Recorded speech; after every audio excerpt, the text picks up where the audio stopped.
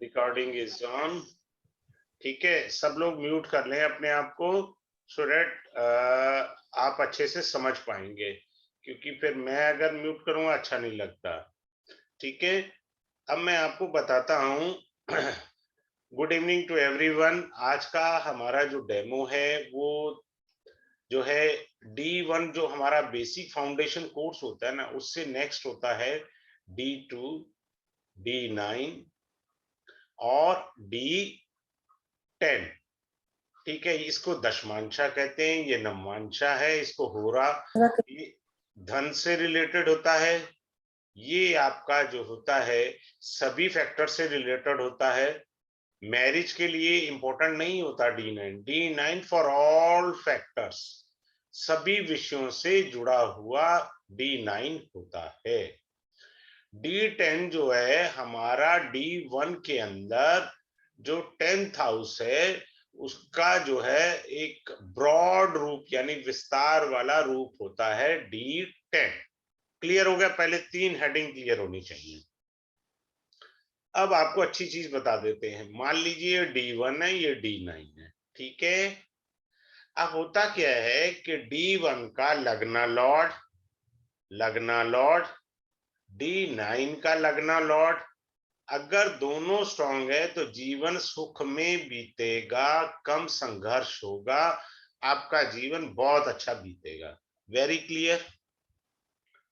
इसी तरह D10 के अंदर लगना लॉर्ड, जो लगन का लॉर्ड है D10 का, अगर वो भी अच्छी स्थिति में है, आपका 6 8 12 यानी 6 8 12 भाव में D10 में लगना लॉर्ड नहीं है, तो आपका करियर अच्छा चल रहा है, बढ़िया।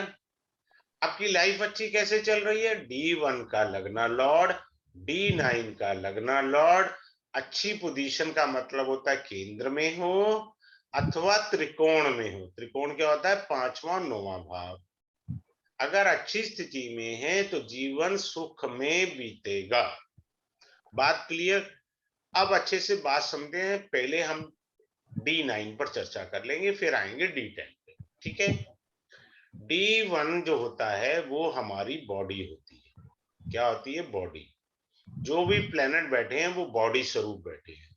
अब सोल में देखना है क्या है, यानी बेसिकली ये पावर है, इस पावर को सप्लाई कहां से आती है? वो सोल से आती है। अगर एक एक करके आराम से मैं अच्छे से और थोड़ा सा कोशिश करता हूं बताने की। अब इसमें क्या होता है कि एक चीज पहले देखते हैं, D1 D9। मान लो किसी का मीन लगन का पाइसेस साइन का नमाश लगन है। अगर नमाश लगन है तो होगा क्या कि ऐसा जातक अच्छे दिल का होता है, उस पर ट्रस्ट किया जा सकता है, उस पर विश्वास किया जा सकता है। तो आपको D9 के जितने भी लगन बनेंगे, कितने बनेंगे? मात्र 12 ही तो बनेंगे। तो हर लगन के व्याख्या आपको दी जाएगी। मैं हमेशा पॉजिटिव एस्ट्रोलॉजी को रिकमेंड करता हूं, तो इसलिए मैंने ये कहा कि अगर किसी का D9 में मीन नवांश है तो जातक दिल से अच्छा है, उस पर विश्वास किया जा सकता है। ठीक है, अब आपको एक अच्छी चीज बताते हैं, D1 और D9। अब D1 का लगना लॉर्ड क्या बना? मंगल बना। ठीक है, बाई चांस। अब ये चंद्रमा के नवमाश में है, मंगल चंद्रमा के नवमाश में यानी चंद्रमा की राशि में बैठ गया। क्या बोलते हैं? ध्यान से सुनिए, जिनको नहीं थोड़ा सा भी पता। चंद्रमा मंगल के मंगल जो है वो चंद्रमा के नवमाश में बैठ गया, यानी 4 नंबर राशि में बैठ गया। तो इसका अर्थ क्या है? जो चंद्रमा के गुण हैं, लगन कौन है? My self. मेरी आइडेंटिटी क्या कहलाती है? लगन कहलाती है। मेरी पहचान लगन है। ये मेरा शरीर है। बड़े आराम से मैं अच्छे से दोबारा समझाने का प्रयास कर रहा हूं। ये आत्मा है। मेरा शरीर जो है वो चंद्रमा की राशि में बैठ गया, तो मेरे स्वभाव में चंचलता भी होगी, मेरे स्वभाव में मानसिक कमजोरी की प्रवृत्ति भी होगी। क्यों मानसिक कमजोरी की प्रवृत्ति या चंचलता होगी? चंद्रमा की कलाएं बढ़ती हैं, चंद्रमा की कलाएं घटती हैं, इस कारण से। बात क्लियर हो गया सबको? रिकॉर्डिंग इज ऑन ना? I think so. है सर, सर रिकॉर्डिंग है ना? ठीक है। रिकॉर्डिंग होना तो बहुत जरूरी है ना जी। रिकॉर्डिंग नहीं होगा तो हमारा तो बैंड बजा बज जाएगा। चलिए नेक्स्ट पर आते हैं। अब हम देखते हैं कि D1 ये है, D9 ये है। ठीक है, यहां हमें ग्रह दिख रहा है, मंगल उच्च का बैठा हुआ है। अब दूसरा फार्मूला समझिए, यहां मंगल नीच का हो गया, तो यहां तो हम राजयोग ढूंढ रहे थे, परंतु आत्मा के अंदर अगर ग्रह कमजोर है तो वो कमजोर वाले फल देगा, वो कमजोर वाले फल देगा मुख्य रूप से। किस रूप से? मुख्य रूप से कमजोर वाले फल देगा। तो इसलिए आपको जो है ये चीज ध्यान से समझकर चलना चाहिए कि ग्रह किस प्रकार के फल हमें देगा। ठीक है, कारण क्या होता है कि हम लोग D1 चार्ट पर ही चले जाते हैं और उसी पर ही करते रहते हैं। अब एक और अच्छी चीजें मैं दो चार यहीं पर ही बताऊंगा, ताकि कुछ लोगों का अगर सेल्फ स्टडी का है तो उनका भी ज्ञान बढ़े। D1 में कोई भी ग्रह अगर D9 में मित्र राशि में उच्च का होकर के बैठा है, या स्व राशि भी तो होगा ना, ये भी तो लेंगे ना हम, तो ग्रह अपनी दशा में अच्छे फल देगा, अच्छे फल देगा। बात क्लियर हुई सबको? D1 में मान लीजिए यहाँ का स्वामी बुध है, मिथुन का। अब वो मान लीजिए यहाँ अपनी मित्र की राशि शुक्र की राशि में बुध बैठा है। बात क्लियर हो गया? तो बुध अपनी दशा में अच्छे फल देगा क्योंकि वो मित्र राशि में चला गया नवमांश में। बात क्लियर? छोटी सी चीजें हैं। अब आते हैं वर्गोत्तम के ऊपर। कोई ग्रह वर्गोत्तम है या नहीं? मान लीजिए किसी का मेष लगन है और मेष लगन यहां आ गया, तो हम क्या कह सकते हैं? लगन वर्गोत्तम है। पहला पॉइंट हो गया लगन वर्गोत्तम। क्लियर हो गया? अब ग्रह कैसे वर्गोत्तम होते हैं? मान लीजिए सूर्य सिंह राशि में ही बैठा है, यहां पे भी सूर्य सिंह राशि में बैठ गया, तो सूर्य क्या हुआ? वर्गोत्तम। ठीक है, क्लियर? अब मान लीजिए सूर्य जो है मान करके चले बृहस्पति की राशि में बैठ गया, ये भी एक अच्छा है। मित्र राशि का मैंने पहले बताया था, दूसरा बता रहा हूं वर्गोत्तम का। ये मित्र राशि हो गया, दोनों पॉइंट मैंने कहा इकट्ठे अच्छे से समझा देता हूं। ये भी पॉजिटिव पॉइंट है, ये डबल पॉजिटिव पॉइंट है। क्लियर हो गया? क्योंकि ग्रह वर्गोत्तम हो गया, यहां पे भी अपनी राशि में, यहां पे भी अपनी राशि में। नंबर एक। दूसरा क्या होता है, एक और वर्गोत्तम सीख लो। सूर्य बैठा है मित्र की राशि में 9 नंबर में, यहाँ पे भी सूर्य 9 नंबर राशि में बैठ गया, तो ये मित्र की राशि में वर्गोत्तम हो गया। जब सूर्य की दशा आएगी तो शुभ फल बहुत ज्यादा मिलेंगे। बात क्लियर हो गया? शुभ फल बहुत अच्छे मिलेंगे हमें। अब मान लीजिए सूर्य शनि के घर में बैठे हैं, वर्गोत्तम हो गए बाई चांस सूर्य। भाई साहब ये वर्गोत्तम अशुभ है, कारण ग्रह शत्रु राशि में बैठा है, ग्रह शत्रु राशि में बैठा है। ठीक है, तो अपनी दशा में शुभ फल नहीं देगा, अशुभ फल देगा। क्लियर हो गया सबको? बड़ा आसान पॉइंट है, ज्यादा दिमाग लगाने वाले नहीं है। बात यह है कि ज्योतिष है बड़ा आसान। दो ही चीजें होती हैं, या तो समझाने वाला ठीक हो, दूसरा समझने वाला ठीक हो, फिर तो जयकारा है।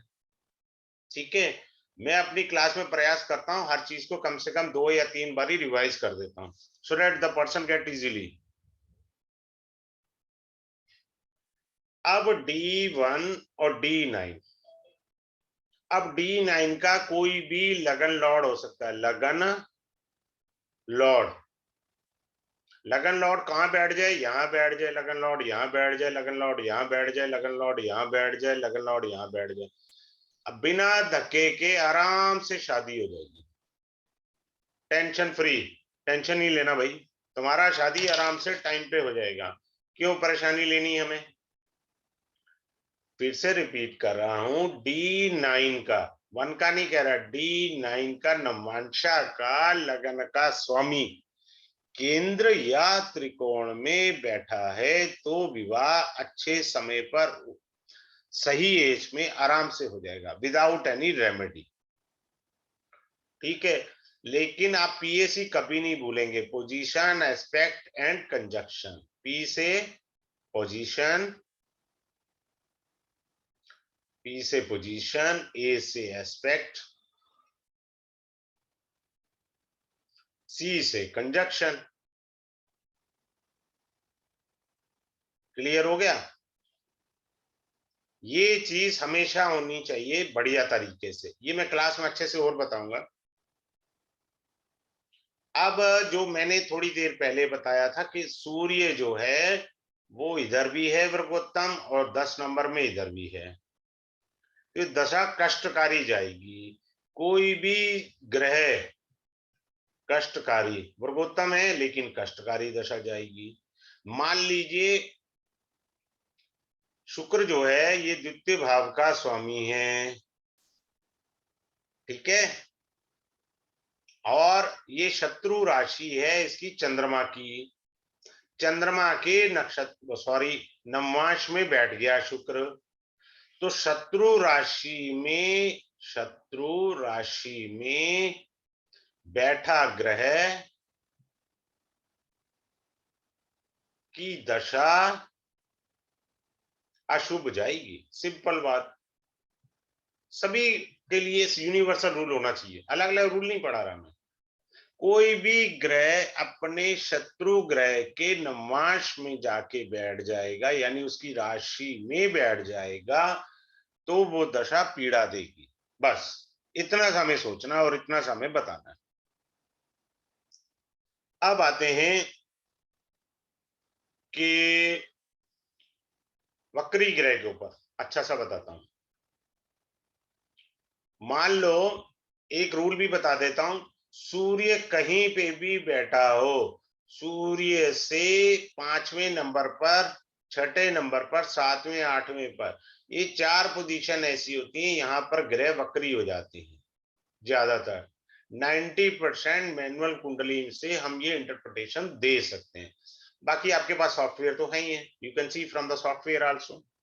शनि अगर नवमांश कुंडली में वक्री है कहीं पे भी, I am not saying in the केंद्र, क्वाड्रेंट और ट्राइन, मैं केंद्र और त्रिकोण की बात नहीं कर रहा। शनि अगर नवमांश कुंडली में वक्री है, शनि की दशा आने पर कष्ट साध्य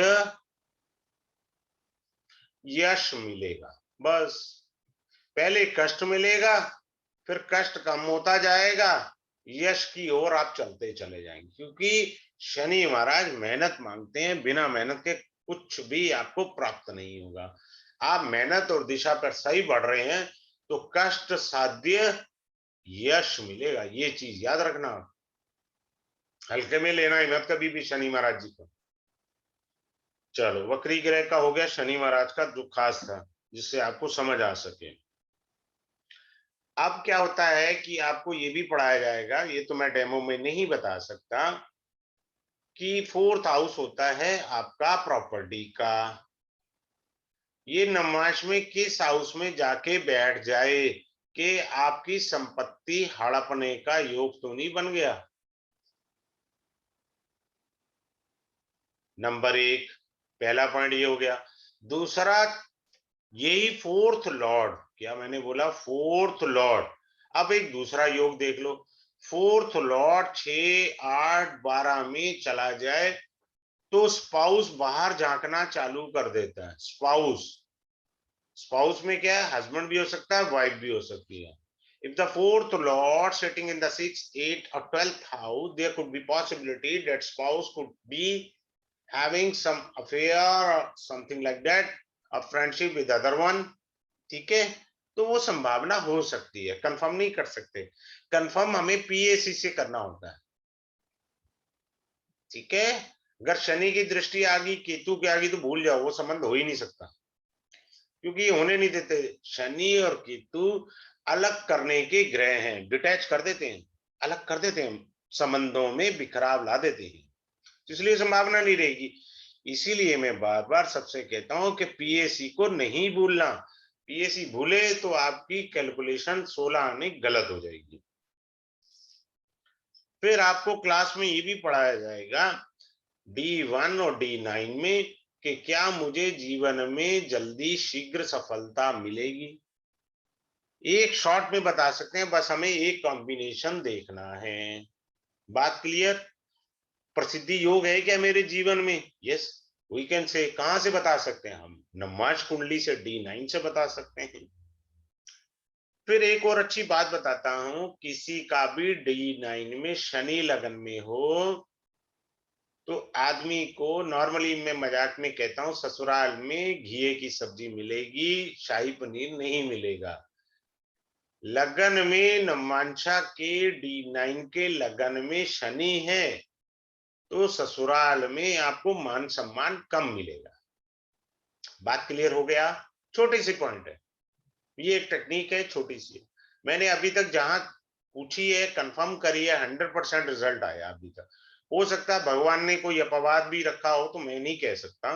मैं तो जो शास्त्र में लिखा है वही पढ़ा रहा हूं, अपने घर से कुछ नहीं लाया मैं। फिर आपको ये पढ़ाया जाएगा कि क्या D9 के अंदर जो मेरा डायमंड पॉइंट है, इसके अंदर नमांशा में, क्या मुझे उपाय लगेंगे?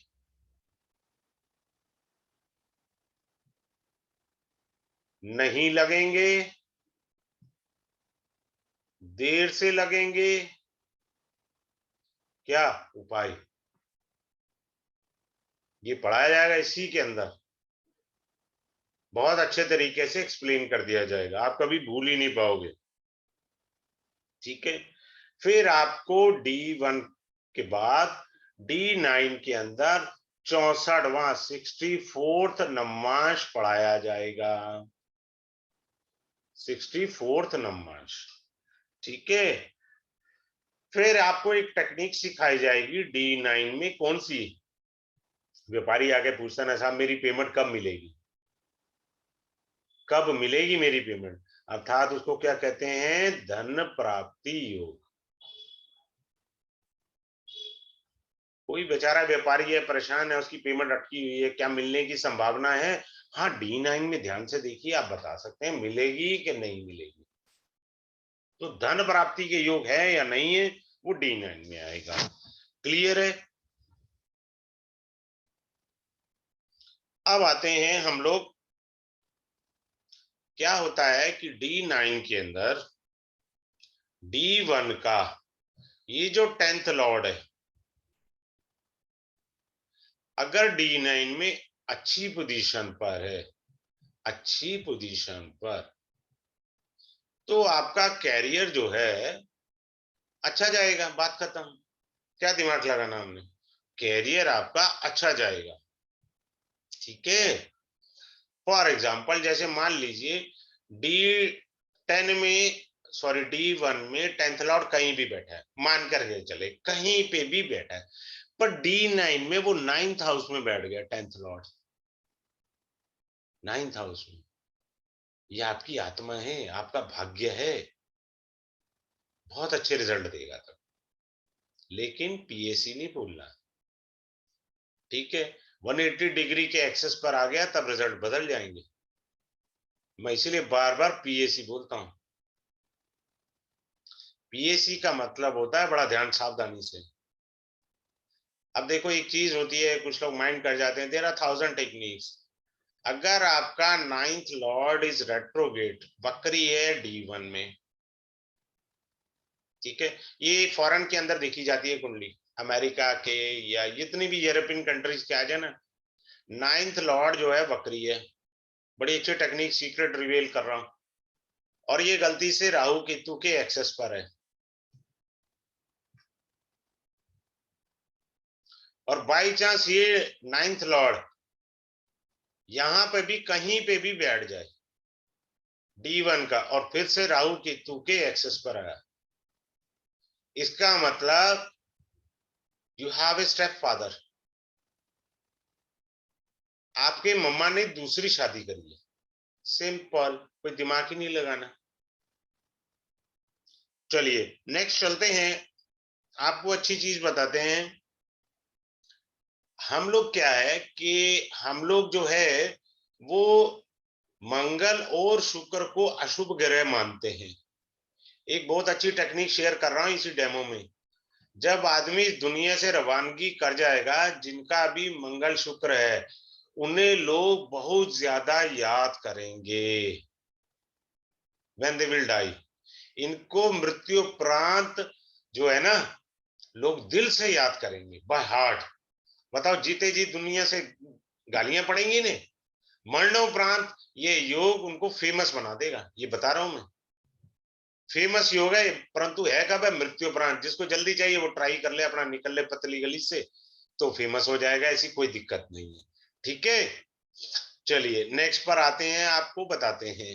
देखिए, हम लोग इसको मंगल और शुक्र को अशुभ कॉम्बिनेशन मानते हैं, किस एंगल से? सेक्स एंगल से, एक्स्ट्रा मैरिटल अफेयर से, यही मानते हैं ना। मैं आपको D9 में बृहस्पति से कंफर्म करके दिखाऊंगा कि इसके 3 है एक्स्ट्रा मैरिटल अफेयर, एक कॉम्बिनेशन, दूसरा कॉम्बिनेशन है इन्फिनिट, होलसेल का माल, कि इसके इतने सारे लव अफेयर हैं। Can you imagine? जुपिटर जो कि देव ग्रह है, नमांशा पे उसकी ऐसी स्थिति अगर आ जाती है तो क्या देगा? कितने सारे अफेयर दे देगा, या 3 देगा। और हम ढूंढते हैं मंगल शुक्र से, क्योंकि हमारी बुद्धि में वही घुसा हुआ है। ठीक है,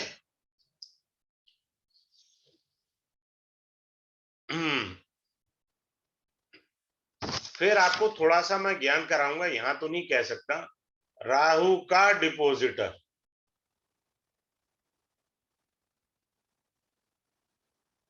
राहु का डिपोजिटर ये लाइफ बनाता भी है और सत्यानाश भी करता है।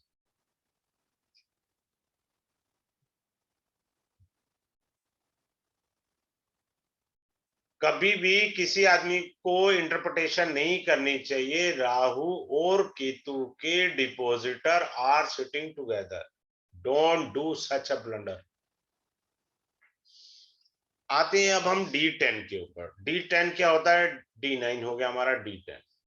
जैसे हम D1 को पढ़ते हैं, कैसे पढ़ते हैं? ये क्या है? लगन। लगन का मतलब है मैं, मेरा जन्म हुआ, मेरी आइडेंटिटी, मेरे मम्मी पापा, मेरे सिबलिंग छोटे भाई बहन, मेरे माता जी, मेरा एजुकेशन, मेरी नौकरी, मेरी wifi, all of sudden happening in life. 9th house मेरे पप्पा, 10th हाउस मेरा कर्म भाव या मेरी फैक्ट्री या बिजनेस, 11th हाउस मेरी डिजायर फुलफिल होना, 12th house is a house of expenditure, right. इसी तरह D10 को पढ़ा जाता है अलग से। जैसे D1 को मैंने बताया है, ऐसे ही D10 को अलग से पढ़ा जाता है। इसका भी रूल डिफरेंट है, मैं बता रहा हूं। पहले 12 भाव आपको बताए जाएंगे D10 के क्या रिप्रेजेंट करते हैं, फिर ये पढ़ाया जाएगा अब ये D10 का 10th लॉर्ड,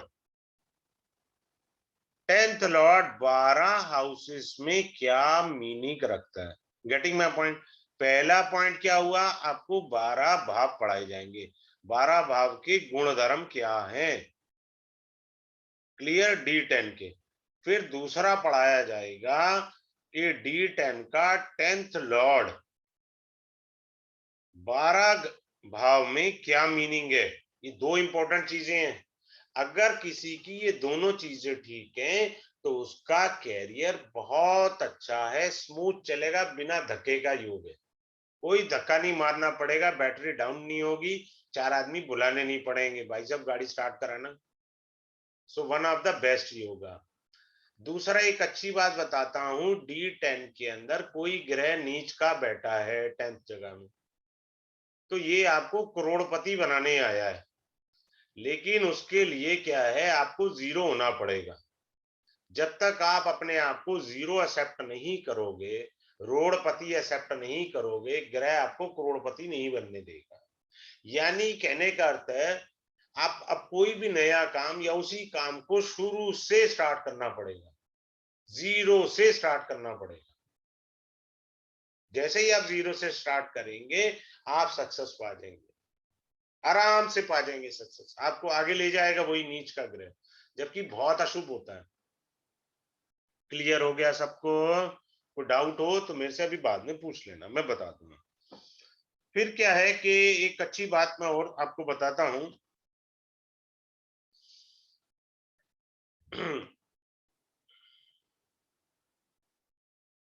आपको एक और अच्छी चीज बताई जाएगी, वो क्या बताई जाएगी, पूर्ण परमात्मा ग्रह।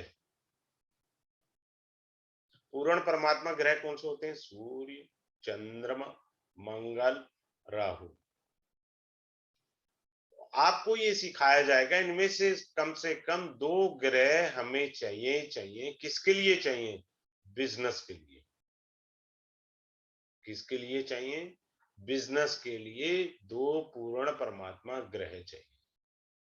सूर्य से भगवान राम, चंद्रमा से श्री कृष्ण, मंगल से नरसिंह अवतार, राहु से वाराह अवतार हुए थे भगवान विष्णु के। तो ये पूर्ण परमात्मा ग्रह हैं।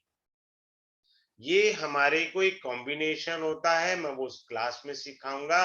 उसमें हमें कम से कम इन चारों में से 2 ग्रह चाहिए for the purpose of business. अगर ये डिजायर पूरी होती है तो सामने वाले को आप ये कह सकते हैं, हाँ साहब आप बिजनेस करिए, कोई दिक्कत नहीं, गो एट। ठीक है। फिर आपको ये सिखाया जाएगा, कुछ लोग बातें बड़ी करते हैं, काम कछु नहीं करना चाहते। ठीक है, वो बताया जाएगा। निकम्मेपन वाला भी बताया जाएगा। मैं निकम्मापन नहीं इस्तेमाल करता, मैं कहता हूँ भैया ठीक है, तू फाइल साफ कर ले अपनी टेबल से। क्योंकि कुछ लोग काम नहीं करना चाहते। I will teach you that combination. फिर आपको ये बताया जाएगा, आदमी दिल से काम करता है, प्रैक्टिकल होकर के काम कर रहा है। आदमी जो है कि लॉजिक से चल रहा है। ठीक है, यानी उसकी सोच कैसी है काम के प्रति। मैंने अभी तक ये वाली जो टेक्निक है 100% एक्यूरेट पाई है। या आदमी इमोशनल होकर के काम करता है, घर भी आएगा, ऑफिस का ही दिमाग चाटता रहेगा, वाइफ का, बच्चों में वही बात चलती रहेगी, वो काम से पागलों की तरह जुड़ गया। तो आदमी को, व्यापारी को ऐसे लोग चाहिए। भैया घर जा तब भी मेरे धंधे के बारे में सोच। अपने को तो ऐसा आदमी चाहिए भाई, ऐसे वाला नहीं चाहिए प्रैक्टिकल। सैलरी 10,000 की है, साला मैं काहे को 15,000 का काम करूंगा, मैं तो नहीं करता। तो ऐसे लोग प्रैक्टिकल होते हैं। आप इजीली बता सकते हैं वेदर यू आर प्रैक्टिकल और emotional with the work. Clear हो गया? यहां तक बताया जाएगा D10 के अंदर। ठीक है, फिर ये बताया जाएगा D10 में कि आप गरीब हैं या अमीर रहेंगे, या कितना क्या सिचुएशन है आपकी। ठीक है, देन आपको पार्टनरशिप जो है वो 3 जगह से चेक करनी चाहिए हमें। पार्टनरशिप कहाँ कहाँ चेक करनी चाहिए? D1 से चेक करनी चाहिए 7th हाउस में, D9 के 7th हाउस में, और D10 के 7th हाउस में। क्योंकि partnership is not a joke. आजकल भाई भाई का साथ देने में चूक जाता है, और संपत्ति प्रॉपर्टी का बंटवारा करते हैं। तो इस मामले में तीनों जगह आपको D1, D9, D10 के 7th हाउस से पार्टनरशिप को अच्छे से देखना और समझना है। फिर आते हैं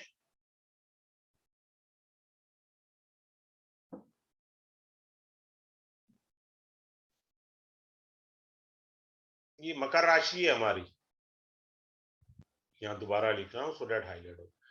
D10 में मकर राशि को अच्छे से समझना, क्लास में समझाऊंगा। ये सबसे इंपॉर्टेंट साइन है किसका? D10 का। क्या है? इंपॉर्टेंट साइन, जो आपको आपके कर्म क्षेत्र की डिटेल देगा। ये सबसे इंपॉर्टेंट साइन है। कौन सा साइन? बार बार बता रहा हूं, मकर राशि D10 के अंदर सबसे इंपॉर्टेंट राशि है। D10 के अंदर क्लियर है?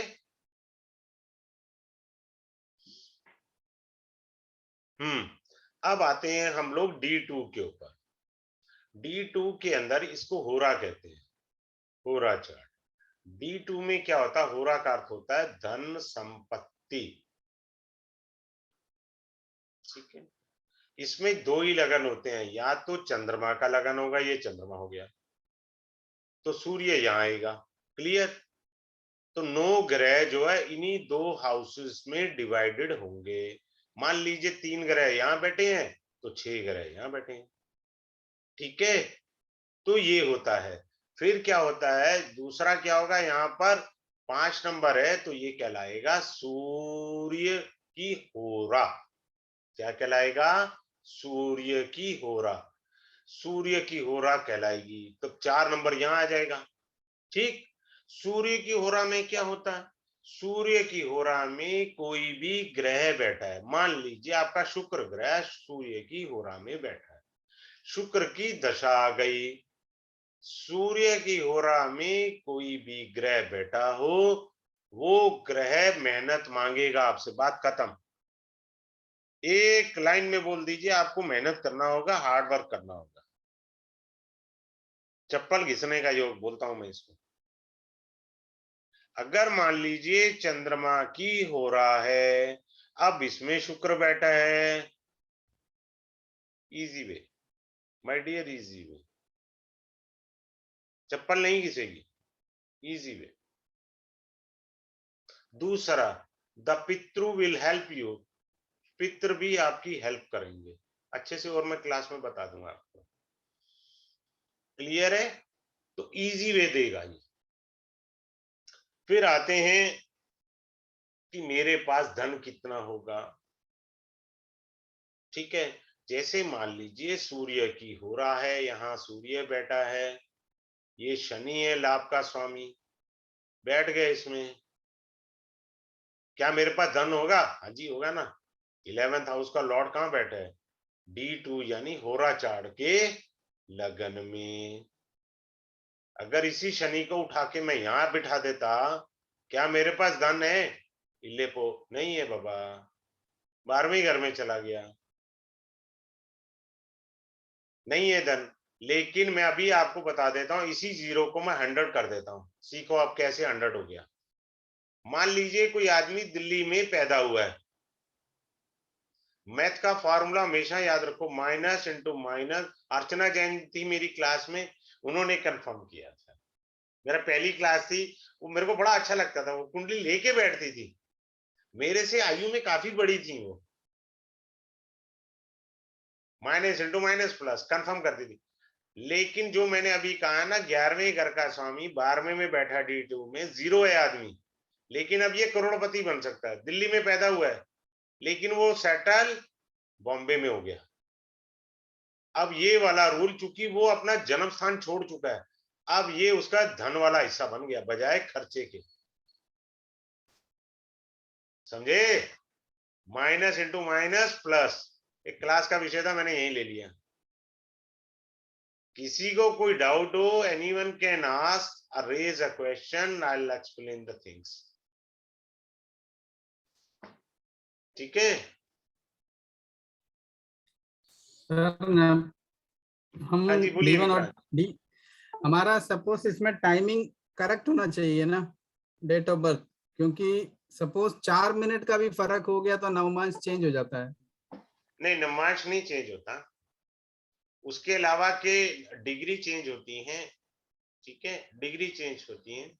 डिविजनल चार्ट हर 3 मिनट पर चेंज हो जाते हैं। हाँ मैं वही कह रहा हूँ सर, अगर हमारा टाइमिंग बता रहा हूँ, D9 नहीं इतनी जल्दी से ग्रह हिलेगा, उसमें डिग्री हिल जाएंगी, लेकिन बाकी के डिविजनल चार्ट हिल जाएंगे। आजकल टाइम की एक्यूरेसी ज्यादा है, इसलिए दोष कम है। फिर वो क्या होता है कि देखिए, मैंने अभी आपसे कहा कि मेरे से आयु में बड़ी थी रचना, वो जैन जी, तो उन्होंने कंफर्म किया, ठीक है ना। हमें कंफर्मेशन अगर आ रही है तो फिर हमें टाइम की कंफर्मेशन की जरूरत नहीं है, मेरा ये कहना सर। सर ये जो माइनस माइनस वाला प्लस आपने बताया, ये दोबारा से बता दीजिए। क्लास में बता दूंगा, ये बहुत सीक्रेट टेक्निक है, मैं तो रेवड़ी बांट दी यहीं पे गलती से, ये यहाँ बांटने की चीज नहीं है, बुरा नहीं मानिएगा। ये तो क्लास में पढ़ाता हूँ और कंफर्मेशन लेता हूँ उसी समय। खोल लो कुंडलियां, मैं तो ये कहता हूँ कुंडलियां खोल के बैठ जाओ भाई, आ जाओ। हल्की सी झलक दे दी है, आप समझ चाहेंगे रिकॉर्डिंग दोबारा देख लो, समझ आ जाएगा, क्योंकि मैं डिटेल में नहीं एक्सप्लेन करूंगा, इसके कई सारे पहलू बताऊंगा मैं। ये तो एक झलक बताई है, इसमें 4-5 और पॉइंट्स होते हैं। I will explain deeply in the class, बुरा नहीं मानिएगा, मेरी हम्बल रिक्वेस्ट है। ये तो एक झलक बता दी मैंने कि मैथ का फॉर्मूला लगता कैसे, माइनस इंटू माइनस प्लस। मेरा सिर्फ ये कहना है। किसी का कोई और प्रश्न है मेरे से पूछ सकते हैं। अच्छा, दूसरी एक इंपॉर्टेंट बात तो छोड़ ही देता हूं मैं, बुद्धू रामू। वो क्या है कि क्लास जो है मंडे को स्टार्ट होगा, मंडे को 8:30 बजे से लेकर के 9:30 बजे तक का इसका टाइम है, पीएम में। क्लास होगा डेली, यानी मंडे टू फ्राइडे होगा क्लास, ठीक है। 5 डे का कोर्स है और फी इसका 2111 है। नंबर 2, आपको फैसिलिटी है, नेक्स्ट टाइम आप फ्री रिवीजन कर सकते हैं, फ्री रिवीजन है आपको सर। अब आप इस फ्री रिवीजन को भी समझ लीजिए, लॉलीपॉप नहीं है, बेस्ट है, सबने किया मेरे यहाँ से। आपको 5 वीडियो इसकी मिलेंगी, और परमात्मा के आशीर्वाद से मेरी हॉबी रही है कि पता नहीं क्या भगवान ने रखा, अगली जब 5 क्लास पढ़ाता हूँ ना, वो सेम नहीं होती है, पता नहीं क्यों नहीं होती, कुछ ना कुछ उनमें ट्विस्टिंग हुई होती है। तो आपके पास 10 वीडियो आ गई, और वो लाइफ टाइम तक रहेंगी, क्योंकि मैं यूट्यूब वीडियो देता हूँ क्लास में, ईमेल वाली वीडियो नहीं देता हूँ। वो ईमेल वाली वीडियो जो होती है वो डिलीट हो जाती है आफ्टर 90 डेज, ठीक है। तो आपको ये बेनिफिट जो है ना रिवीजन वाला, बहुत अच्छा है। आपने कुछ प्रैक्टिस करी, दोबारा जब कोर्स लॉन्च होता है, हर महीने में आता ही आता है, 10-12 कोर्सेज हैं, मैं हर महीने चलाता रहता हूँ। आज मेरा वो कोर्स फेसबुक पे चला गया है, नाड़ी का मैंने कर दिया है, क्योंकि आज ही मेरा नाड़ी से वो हुआ। इस बार नाड़ी को मैं डिफरेंट पढ़ाऊंगा with the example. I will take up the chart. Most of the people doesn't take a risk, मैं लेता हूं।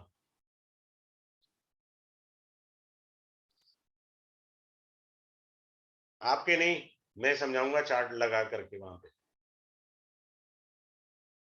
हाँ जी, किसी और का कोई प्रश्न है तो पूछ सकते हैं। सर आपने कहा ना कि D1 का जहां भी प्लैनेट बैठा हो, अगर वो नवमांश में सेम है तो उसको जो है वर्गोत्तम कहते वर्गोत्तम, हैं। तो उसमें भी डिग्री और किस प्लेस पे बैठा है वो भी नहीं नहीं नहीं, मैटर करता होगा। वर्गोत्तम देखो, वर्गोत्तम की क्लासिकल बुक्स में बड़ी अच्छी प्रशंसा की गई है, ठीक है। इसके अलावा क्लासिकल बुक में एक बहुत सीक्रेट चीज है, पता नहीं क्यों मेरे मन में विचार आया, मैं इस बार डिस्क्लोज कर दूंगा, उससे भी एडवांस चीज बताऊंगा। सर वर्गोत्तम को इंग्लिश में क्या कहते हैं? मेरे को तो पता नहीं जी, वर्गोत्तम ही वर्ड लिखा होता है इंग्लिश की बुक में भी। वर्गोत्तम मतलब का क्या मतलब है? होता है, मैं बताता हूँ, सेम साइन में, बस ये समझ लीजिए। क्या चीज? सेम साइन में बेटा, रानी ओके बेटी, सेम साइन। Okay okay. कि जैसे सिंह राशि में बृहस्पति है, लियो साइन में जुपिटर है, और नवांशा में भी लियो साइन में जुपिटर है, तो सेम राशि हो गई ना बेटे, तो हाँ हम इसे जी। वर्गोत्तम कहेंगे। ओके के ओके। हाँ जी, अजय मौर्य जी बोलिए, जी क्या सर। कहना चाह रहे हैं अजय जी? जी सर, मैं ये पूछ रहा था कि अगर जिसको इस विषय में जरा सी भी जानकारी नहीं हो, जैसे मतलब कोई ग्रह नक्षत्र के बारे में, ये नक्षत्र का उस- कोर्स ही नहीं है जी। नहीं, ये जो आपने कुंभ राशि का 11वां घर है, ये वो जो है, ये ऐसा जो इसमें नहीं चला। फिर मत ज्वाइन करो sir, don't waste your money. मैं पैसे का लोभी नहीं हूँ, डोंट ज्वाइन प्लीज। अच्छा, मैं वही आपको वही पहले पूछ रहा था बेसिक आना जिसको। चाहिए, ये गलती मत हाँ करो। हाँ, वही बता रहा हूँ ये कि गलती बेसिक मत करें किसको सर, ये लालच का भाव नहीं जी चाहिए हमें। जी नहीं जी करें आप जी। ज्वाइन सर, आपको समझ ही नहीं आएगा, मेरा भी दिमाग का दही हो जाएगा सर। तो मैं एक्चुअल में मैं भी मतलब ना अभी तक वो कुछ आप जो भी बता रहे हो सिर्फ उसको सुन पा रहा हूँ, कोई ऑब्जर्वेशन नहीं कर पाया मैं अभी तक कुछ भी। हाँ मैं वही कह रहा हूँ ना, आपके पास सर एबीसीडी का भी ज्ञान नहीं है, तो आपको वो बेसिक ज्ञान कोर्स नहीं करना है। चाहिए। और अगर सर अपने को अपनी ही कुंडली की प्रेडिक्शन आपसे करवानी हो जैसे, तो आप क्या चार्ज करेंगे? मैं 2100 रुपए चार्ज करता हूँ, उसमें सुन लीजिए 501 चीजें होती हैं, एक चीज नहीं होती। कुंडली नहीं देखता मैं कभी किसी की, मैं उसको लोशो ग्रिड की अलग कुंडली बनाता हूँ, जी दूसरी एस्ट्रोलॉजी की कुंडली अलग बनेगी। फिर मैं जो पढ़ाता नहीं हूँ वो देखता हूँ, पास्ट लाइफ रिग्रेशन एस्ट्रोलॉजी आपकी देखूंगा। फिर आपके ग्राफोलॉजी से सिग्नेचर आपके वेरीफाई करके दूंगा। आपके नेम स्पेल किस ग्रह पर चले गए हैं वो रेक्टिफाई करा दूंगा। आपको कलर थेरेपी मिल जाएगी, आपका वास्तु रेक्टिफाई हो जाएगा। और क्या चाहते हैं 21 रुपए में? 10 चीजें चली गई आपको, बाकी आपकी हाँ, श्रद्धा है, हम किसी को इंसिस्ट नहीं करते। जी जी जी ठीक है सर, जी सर, धन्यवाद धन्यवाद। धन्यवाद। एनीथिंग, किसी का कोई है तो या वाइंड अप किया जाए क्लास को। सर हाँ सर बोलो। सर सर आपने ये D2 को डिटेल में तो पढ़ेंगे ना हम क्लास में सर? अरे पूरी डिटेल जाएगी यार, ऐसे थोड़ी होगा, कमाल कर दिया यार। क्योंकि मैंने खोला ना, मुझे तो समझ ही नहीं आ रहा, ऊपर नीचे नहीं नहीं, लिखा वो है बस। ऊपर से निकलेगा, वहां तो कुंडली लगाऊंगा, वहां तो ठीक है कुंडली सर। लगा करके हर चीज बारीकी से समझाऊंगा। समझिए, ठीक जब तक तेरी समझ में नहीं आएगा मैं आगे भी नहीं बढ़ूंगा। और बोल, ठीक है बात ही सर। खत्म हो गई, इससे बड़ी बात तो नहीं कह सकता ना।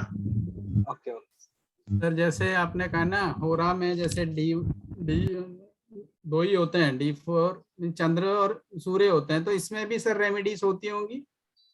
रेमेडी नहीं है, आप समझे नहीं, इसका रेमेडी वाला पार्ट नहीं है ये आपकी नहीं नहीं, इसमें। रेमेडी वाला तो आप रेमेडी में बताएंगे ना, बल्कि इसमें जैसे आपने कहा ना सर, सूर्य में जो भी ग्रह होंगे वो चप्पल घिसने वाले हैं, तो ऐसा कुछ हार्ड भी? वर्क मांगेंगे, हाँ हार्ड तो वर्क मांगेंगे आपको। दशा कोई भी सूर्य में तेज होता है, तो सूर्य की परिधि में जो भी ग्रह आ गया उसकी दशा आएगी, वो आपसे मेहनत मांगेगी। सिंपल सी बात है, वो मेहनत मांगेगी आपसे। चंद्रमा की परिधि में जितने ग्रह हैं, अगर चंद्रमा का हो रहा है यानी लगन में 4 नंबर लिखा है, तो वो इतनी मेहनत नहीं मांगते। क्लियर है? सिर्फ ये फर्क है। आप ये कह सकते हैं सूर्य की होरा में किसी आदमी ने संपत्ति बनाई है या कुछ जीवन में गाड़ी ली है, तो आप कह सकते हैं you are self made person. उसने खूब संघर्ष किया बाबा, सेल्फ मेड है वो आदमी। मेरा ये कहना है सर। क्लियर हुआ सर को? ठीक है ये सर। कहना है। बाकी तो मैंने क्लास में तो हर चीज डिटेल वाइज चलनी है, वहां तो कुंडली लगाऊंगा, वहां कुंडली से ग्रह सामने पढ़ा दूंगा। ठीक है ना? तो ऐसी कोई दिक्कत वाली बात नहीं है, वो आप निश्चिंत रहिए, चिंता ना करें। ठीक है सर, उस मामले में 100% निश्चिंत रहिए। क्लियर है सर? आज की क्लास को यहीं वाइंड अप किया जाए, सर तो ये ये क्लास जो है डिविजनल ना चार्ट, मंडे स्टार्ट होगी। हाँ जी सर। ये डिविजनल चार्ट में सर हम यही तीन ही देखते हैं, D2 D9 D10? देखिए मैं अपने 21 साल में ना आगे बढ़ा ही नहीं हूँ, मैं आपको बता रहा हूँ। आपके पास इतनी दृष्टि अगर बना दी भगवान ने तो बहुत ज्यादा दे दिया। D1 D2 D9 D10, मैं इससे बाहर नहीं जाता, जरूरत ही नहीं है। अगर आप इससे बाहर जा रहे हैं, खुद भी कंफ्यूज है, दूसरे को तो करेंगे ही करेंगे। यानी आपकी यहाँ तक की भी पकड़ अगर ठीक नहीं है, तभी आप आगे जा रहे हो। यही पकड़ ठीक रख लो ना आप। D9 को शादी के लिए थोड़ी होता है। जब मैं आप क्लास में आओगे, मैं आपको D9 का मीनिंग असली वाला समझाऊंगा, इसका क्या मीनिंग है और राशियां कैसे वर्क करती हैं और राशियों से क्या रिजल्ट आएंगे। भाव और राशि का कोरिलेशन, बेस्ट कोरिलेशन कैसे होता है, वो आपको इसी कोर्स में सिखाऊंगा। आप सिर पकड़ के बैठ जाओगे, अच्छा ऐसे देखते हैं, हमें मालूम ही नहीं था।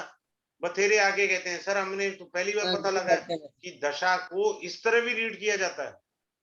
मैंने बताया ना, यहाँ नहीं डिस्क्लोज कर सकता, ये मेरी थोड़ी मजबूरी है। कल मैं पेड क्लास में एक और अच्छी बात शेयर करूंगा, किसी ने मेरे को मान शब्द कही थी, तब से मेरे को दहशत पड़ गई है।